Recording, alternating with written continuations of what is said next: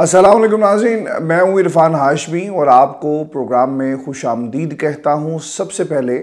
آج کی اہم خبریں اور چند اہم سوالات۔ سائفر کیس ختم، اہم اشارے موصول ہو گئے۔ یہ اشارے کرنے والی کون سی سرکار ہے اور کس نے کیا اشارے کیے عدالت کے اندر؟ ویورز، اس پر تفصیل سے ہم بات کریں گے اور پھر آپ کو یہ بھی بتائیں کہ آپ انتظار کریں، نوٹیفیکیشن آ رہا ہے۔ یہ الفاظ جج صاحب نے کس کے کہنے پر کہے اور پھر عمران خان کے کیس میں انتظار کروایا گیا۔ اب جج کی طرف سے جو نوٹیفیکیشن جس طرح سے موصول ہوا، کیا اب اس کیس کی سماعت عدالت سے باہر اڈیالہ جیل کے اندر ہوگی؟ اس کی تفصیل بھی آپ کے سامنے رکھیں گے۔ اور ویورز، آپ کو بھی بتا دیں کہ پاکستان تحریک انصاف کا انٹرا پارٹی الیکشن اور اس الیکشن سے پہلے ایک باغی گروپ جو ہے وہ سامنے آ گیا جس نے پارٹی پر قبضہ کرنے کی کوشش کی ہے، اور ایسے وقت میں اس شخصیت کو کیوں منظر عام پر آنا پڑا اور کون سی طاقتیں اس باغی گروپ کو میدان میں لے کر آئے، اس کی تفصیل بھی آپ کے ساتھ ہم شیئر کریں گے۔ اور ویورز، سب سے اہم خبر، نوجوانوں نے پاکستان مسلم لیگ نون کی ایک اہم شخصیت کو روک لیا۔ وزیراعظم پاکستان عمران خان کے نعرے، ویڈیو وائرل ہو رہی ہے اور اس کی تفصیل بھی آپ کے ساتھ ہم شیئر کریں گے آج کی اس نشست کے اندر۔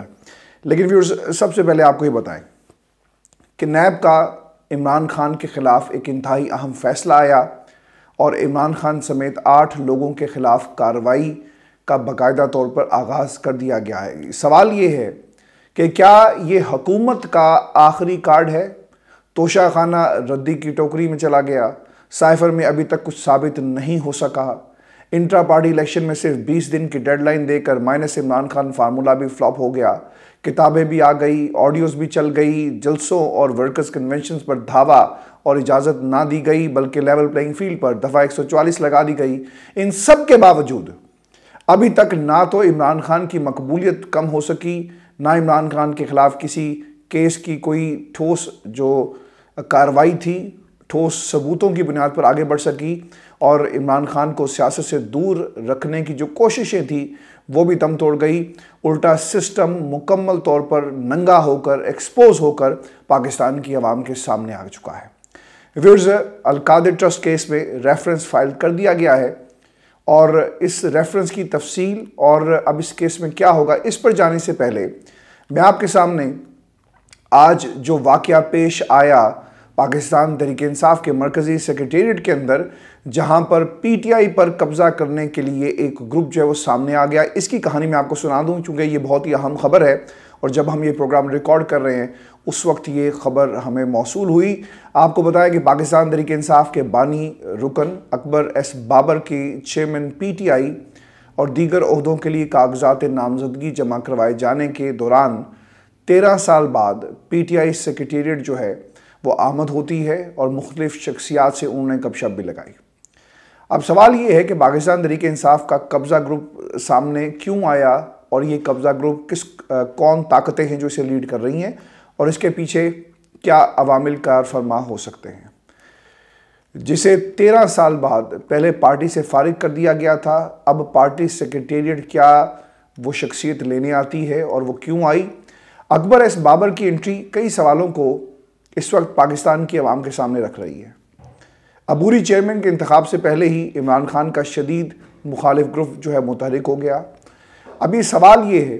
کہ اکبر S Babar Pakistan Tehreek Insaf intra party election کو کیا سبوتاژ کرنے کے لیے آئے؟ آپ کو ویورز بتا دیں کہ اکبر کا پلان کیا ہے۔ اکبر کا یہ پلان ہے کہ الیکشن کمیشن میں پاکستان تحریک انصاف کے ہونے والے انٹرا پارٹی الیکشن کو چیلنج کرنا تاکہ وہ سارے الیکشن کو ہی الٹا کر رکھ دیں۔ اور اکبر صاحب کیا موقف اپنائیں گے؟ اکبر صاحب یہ موقف اپنائیں گے کہ میں خود دیکھ کر آیا، میں نے لوگوں سے بات کی اور مجھے یہ وائبز ملی اور میرے پاس ثبوت موجود ہیں کہ جو انٹرا پارٹی الیکشنز ہوئے وہ صاف اور شفاف نہیں تھے، لہٰذا پاکستان تحریک انصاف سے بدلے کا نشان جو ہے وہ واپس لیا جائے اور ان انتخابات کو الیکشن کمیشن جو ہے وہ نہیں مانے گا۔ پھر وہ خود یہ کہیں گے کہ میں خود پارٹی سیکریٹریٹ گیا اور وہاں جا کر پہلے مختلف عہدوں کے لیے جمع کروائے جانے والے کاغذات نامزدگی کے عمل کا جائزہ لیا اور اس کے لیے وہاں کوئی مناسب اقدامات نہیں کیے گئے تھے اور سب کچھ بس ایک طے شدہ فارمولے کے تحت کیا جا رہا تھا۔ ویورز، اس میں یہ بھی سوال بہت ہی امپورٹنٹ ہے کہ اکبر ایس بابر اب پاکستان تحریک انصاف سے ان کا کیا تعلق ہے؟ پی ٹی آئی کا بانی رکن وہ اپنے آپ کو کہتے ہیں، اور عمران خان سے اختلافات کے باعث اکبر کو 2011 میں پارٹی سے فارغ کر دیا گیا۔ تاہم اکبر صاحب کا دعویٰ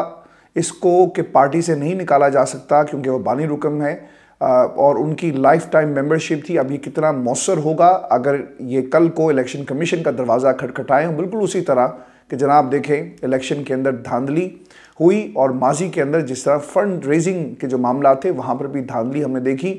اور ایک جو پیسے تھے وہ پرسنل اکاؤنٹس میں جاتے رہے، اور پھر امریکہ اور برطانیہ کی مثالیں یہ دیتے رہے۔ یہ وہی اکبر ایس بابر ہے جس نے پاکستان تحریک انصاف اور عمران خان کے خلاف 2015 میں فورن فنڈنگ کیس الیکشن کمیشن میں دائر کیا، اور جس کا فیصلہ 7 سال بعد 2022 میں آیا، اور عمران خان کو الیکشن کمیشن نے آرٹیکل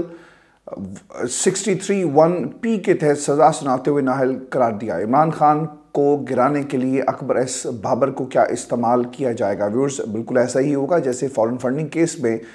اکبر ایس بابر صاحب بہت بری طرح استعمال ہوئے، اور ان کی اگر زندگی کا کوئی واحد اثاثہ ہوگا تو یہ اپنے اگر کبھی کوئی کتاب لکھیں تو اس میں یقیناً یہ کارکردگی لکھ سکتے ہیں کہ جناب میں بہت اچھی طرح استعمال ہوا اور میری یہی قابلیت ہے۔ ویورز، یہ وہ مہرہ ہے جس کو پاکستان تحریک انصاف پر قبضے کے لیے استعمال کرنے کی کوشش ہو سکتی ہے، اور آج اس کا پاکستان تحریک انصاف کے مرکزی سیکریٹریٹ میں آنا یہی بتا رہا ہے کہ الیکشن کمیشن اور اکبر کا گہرا تعلق ہے، اور یہی تعلق عمران خان کے خلاف آگے بھی استعمال کیا جا سکے گا، چونکہ یہ سرپرائز تھا جو دیا گیا خان صاحب کی طرف سے کہ انہوں نے بیرسٹر گوہر کو جو ہے نامزد کر دیا، اور اب اس کھیل کو سبوتاژ کرنے کے لیے جو ذہن لڑائے گئے اور جس طرح لوگ آگے آئے، اس میں اکبر ایس بابر کا ذہن تو استعمال نہیں ہوگا بلکہ ان کا وجود جو ہے وہ استعمال کیا جائے گا، اور ان کی درخواست پر اب ایک نیا پنڈورا باکس الیکشن کمیشن میں کھلے گا۔ اب ریفرنسز میں کون کون شامل ہے جو نیب راولپنڈی کی طرف سے دائر کیا گیا، جس میں 8 ملزمان ہیں، اس سٹوری پر میں واپس آؤں گا، لیکن ویورز اس میں ایک اہم نقطہ جو الارمنگ ہے اور خطرناک ہے۔ اکبر ایس بابر کی کوئی حیثیت نہیں ہے، آپ کو یہ یاد رکھنا ہے۔ الیکشن پاکستان تحریک انصاف کے تھے، ہاں اگر الیکشن کمیشن نہ مانے تو آپ انہیں منا نہیں سکتے، پھر عدالتی عمل ہوگا اور پھر وہ لمبا چوڑا ایک پروسیس ہے۔ لیکن جو سب سے اہم بات ہے نا، جو میرے لیے میں یہ سمجھتا ہوں کہ یہ خطرناک ہے اور تحریک انصاف کو اس کا بہت بڑا نقصان ہوگا، وہ کیا ہوگا کہ اگر کل کو یہ کسی طرح آگے کسی سیٹ کے اوپر اور کچھ لوگوں کو اپنے ساتھ ملا کر کوئی عہدہ لینے میں کامیاب ہو گئے، حالانکہ ایسا مجھے لگتا نہیں ہے کہ ہو، لیکن اگر ایسا کچھ ہو گیا یا یہ چیلنج ہو گئے تو ایک کنفیوژن پھیلے گی پاکستان تحریک انصاف کے ووٹر کے ذہن میں، اور اس کا ڈائریکٹ امپیکٹ جو ہے وہ الیکشن پر ہمیں نظر آئے گا۔ ویورز، اب ریفرنسز میں کون کون شامل ہے تو آپ کو بتا دیں کہ نیب راولپنڈی کی جانب سے دائر ریفرنس میں 8 ملزمان کے نام شامل ہیں، جن میں عمران خان کی اہلیہ بشرا بی بی، فرا گجر، سابق مشیر برائے احتساب شہزاد اکبر، عمران خان کے قریبی ساتھی زلفی بخاری، اور پھر ایک اور شخصیت بھی اس کے اندر شامل ہیں۔ ویورز، احتساب عدالت کے رجسٹرار آفس نے جانچ پڑتال شروع کر دی ہے، اس کے بعد باقاعدہ اب احتساب عدالت میں اس کی کارروائی ہوگی۔ اس سارے کیس میں نیب بری طرح ایکسپوز ہوا، اور آپ کو یہ بھی بتا دیں کہ پہلے نیب کے وکیل اسلام آباد ہائی کورٹ میں کہتے رہے کہ عمران خان کی گرفتاری نہیں چاہیے، پھر عمران خان کو گرفتار کر لیا گیا۔ نیب نے گھنٹوں عمران خان سے تفتیش کی، لیکن اس کے باوجود وہ کہتے رہے کہ ہمیں مزید تفتیش کرنی ہے، جبکہ عمران خان کے وکیل سردار لطیف کھوسا کے مطابق نیب تفتیش نہیں کرتا بلکہ عمران خان کے ساتھ الگ کمرے میں جا کر گپ شپ جو ہے وہ کرتا ہوا ہمیں ہر سماعت کے اندر نظر آیا، یعنی ہر تفتیش تھی اس کے اندر یہ نظر آیا۔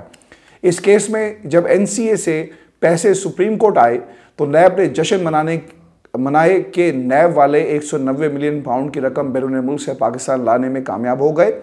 اور پھر اس میں کرپشن نکال کر لے کر آئی، اور یہ پاکستان کی نیب تھی۔ ویورز، عمران خان نے اس وقت وفاقی کابینہ کی منظوری سے یہ پیسے سپریم کورٹ اور پاکستان کے اکاؤنٹ میں بھیجنے کی منظوری دی، اور جن لوگوں کو اس ریفرنس میں نامزد کیا گیا ان میں وفاقی کابینہ کے بیشتر اراکین موجود نہیں تھے۔ وہ اراکین جو ڈائریکٹ اس میں ملوث تھے، جن میں فیصل واوڈا، آج کل وہ ترجمانی بہت اچھی کر رہے ہیں، شیخ رشید، اسد عمر، شری مزاری، فواد چودھری اس میں شامل تھے، لیکن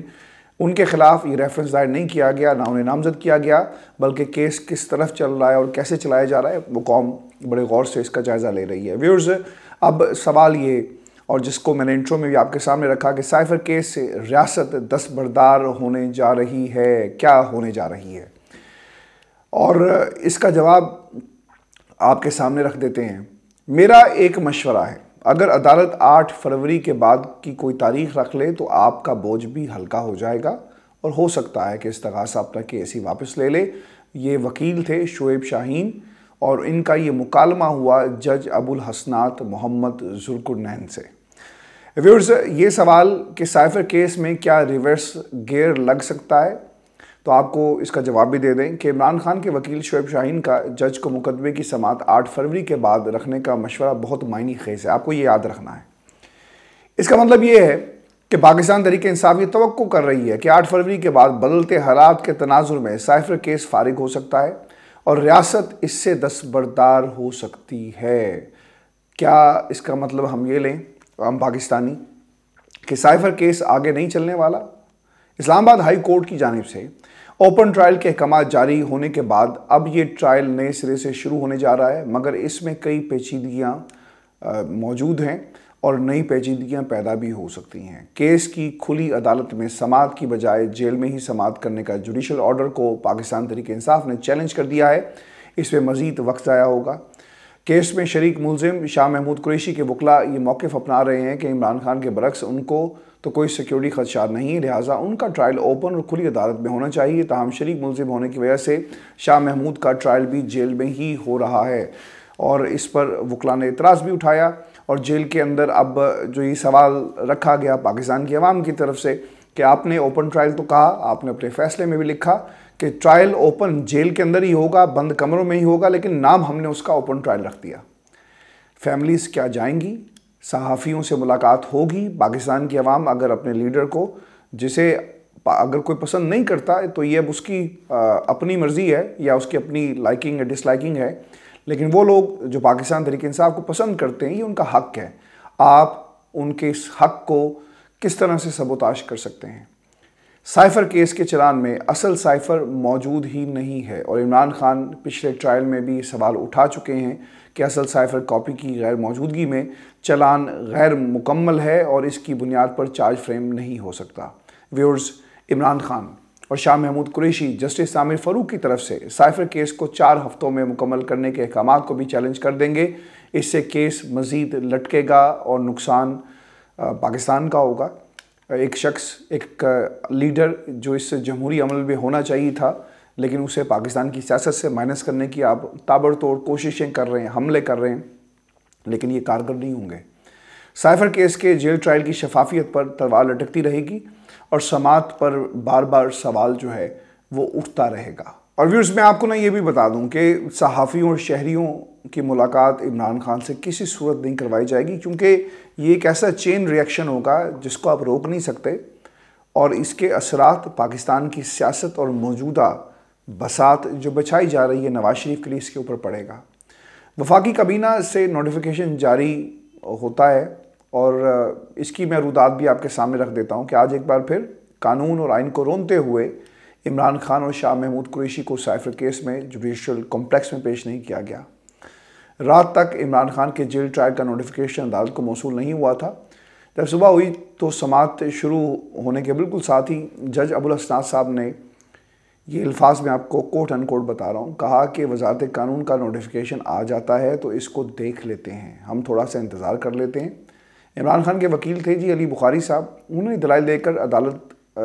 دلائل دیے کہ عدالت نے ملزمان کو پیش کرنے کا حکم دیا تھا، عدالت کا ملزمان کو پیش کرنے کا حکم ابھی بھی قابل اطلاق ہے، عدالت حکم دے تو عمران خان کو ابھی پیش کیا جا سکتا ہے۔ لیکن شاید جج صاحب کو کہیں اور سے پتہ چل رہا تھا کہ بھائی صاحب آپ نے انتظار کرنا ہے، نوٹیفیکیشن راستے میں ہے اور جس طرح ہی آئے گا پھر آپ دیکھیں آپ کس طرح سے فیصلہ دیں گے، یہ ہم آپ کو بعد میں بتا دیں گے۔ عدالتی وقت گزرنے سے تھوڑی دیر پہلے ایک دم عمر و عیار کی زنبیل سے یہ نوٹیفیکیشن جو ہے وہ برآمد ہوتا ہے اور سائفر جج ابو الحسنات کو موصول ہو جاتا ہے، جس کے بعد جج ابو الحسنات محمد ذوالقرنین نے یہ کہا کہ کل سائفر کیس کی جیل میں سماعت رکھ لیتے ہیں، ملزمان کی حاضری بھی مارک کرنی ہے۔ پھر سوال پتہ کیا ہے کہ جج صاحب کو ہفتے یعنی چھٹی کے روز جیل سماعت کرنے کی کیا ضرورت پڑی ہے؟ جب نوٹیفیکیشن نہیں آیا تو پھر جج صاحب نے عمران خان کو پیش کرنے کے آرڈر کیوں نہیں دیے؟ کیا کل اسلام آباد ہائی کورٹ کے فیصلے کے مطابق جیل سماعت میں صحافیوں اور عام شہریوں کو عدالت میں آنے کی اجازت ہوگی یا پھر مزید سیکیورٹی کی بنیاد پر یہ کیس لٹکا دیا جائے گا؟ व्यूअर्स ये पाकिस्तान है और इस पाकिस्तान के अंदर इमरान खान के साथ और इमरान खान के फॉलोअर्स के साथ और उनके वोटर सपोर्टर और इस जमात के साथ जो कुछ हो रहा है ये तारीख़ में लिखा जाएगा और उन किरदारों का नाम भी तारीख़ में लिखा जाएगा जिन्होंने इक़्तिदार के लिए ये सब खेल खेला, अपनी कुर्सी बचाने के लिए खेल खेलते रहे पिछले कई बरसों से, कई दहाइयों से, और आज भी ये खेल जो है वो जारी है। और फिर आपको ना अब एक ख़बर ये भी दे दें कि ये नौजवान जो है ना पाकिस्तान का जो मुस्तकबिल है, ये शायद हमारे बुज़ुर्गों बड़ों से ज़्यादा फ़िक्रमंद है पाकिस्तान के हालात के बारे में। जिन बच्चों की उम्रें 12 साल, 13 साल, 15 साल या जिनका शऊर इस हद तक पुख्ता हो गया कि वो सही और गलत की तमीज़ कर सकें,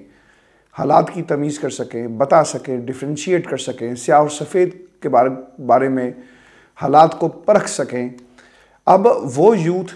जिसका तनासुब 60-65% है पाकिस्तान के अंदर, वो ये समझती है कि मौजूदा सेटअप या निगरान सेटअप या पीडीएम सेटअप या पीडीएम प्लस प्लस सेटअप या फिर कोई और बंदा नवाज सेटअप जो है, ये पाकिस्तान को और इस नौजवान को जो आज अपने मुस्तकबिल के लिए परेशान है, इसे उसकी मंजिल तक नहीं पहुंचाएगा। खान साहब जेल के अंदर मौजूद हैं, लेकिन आज भी 13 साल से लेकर 35 साल और फिर एक और भी ब्रैकेट है एज की जो सिर्फ़ और सिर्फ इमरान खान को फॉलो कर रहा है। एक स्टेज लगाया गया जी एक निजी यूनिवर्सिटी के अंदर, और इससे पहले हमने देखा कि अनवारुल हक काकड़ साहब के साथ लम्स यूनिवर्सिटी में क्या कुछ हुआ, लोगों ने डायरेक्ट सवालात किए। और ये जो दूसरा स्टेज लगाया गया ये कैपिटल यूथ एक्सपो शहर इक़्तिदार के अंदर हुआ जी। वहाँ पर लोग आकर बैठे, तलबा की एक बड़ी तादाद मौजूद थी